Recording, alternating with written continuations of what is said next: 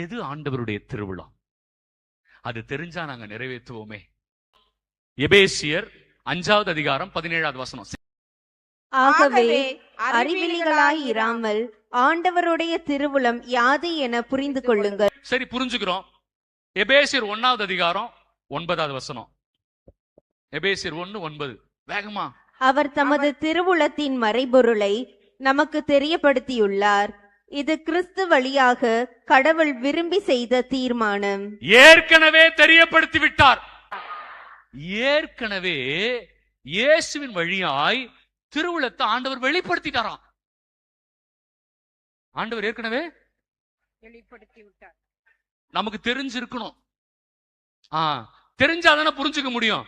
இப்ப பிரச்சனை என்னன்னா, ஃபாதர் எது திருவுளம்னு தெரியல ஃபாதர். கடவுளுடைய திருவுளம் ஏற்கனவே வெளிப்பட்டுருச்சு. அந்த திருவுளத்தின்படிதான் ஆண்டவர் நிறைவேற்றுகிறார் எல்லாத்தையும். இதே அதிகாரம் 11வது வசனம் வாசிங்க. கடவுள் தமது திருவுளத்தின் திட்டத்தின்படி அனைத்தையும் செயல்படுத்தி வருகிறார். எல்லாத்தையும் இந்த உலகத்துல யார் திட்டத்தின்படி செயல்படுத்தி வருகிறார்? கடவுளுடைய அவருடைய திருவுளத்தின்படிதான் செயல்படுத்தி வருகிறார். வாசிங்கம்மா. அவரது தீர்மானத்தால் நாம் முன்குறிக்கப்பட்டு கிறிஸ்து வழியாய் அவரது உரிமை பேச்சுக்கு உரியவர் ஆனோம். நல்லா கவனிச்சிங்களா? அவருடைய திட்டத்தின்படிதான் நடக்குதுன்னா ஃபாதர் அப்ப கொலை, கொள்ளை, திருட்டு, கற்பழிப்பு, கொடுமையான காரியங்கள், போரு, இதெல்லாம் அப்ப அவருடைய திட்டத்தின்படி நடக்குது. ஆண்டவருடைய திட்டம் என்பது எது?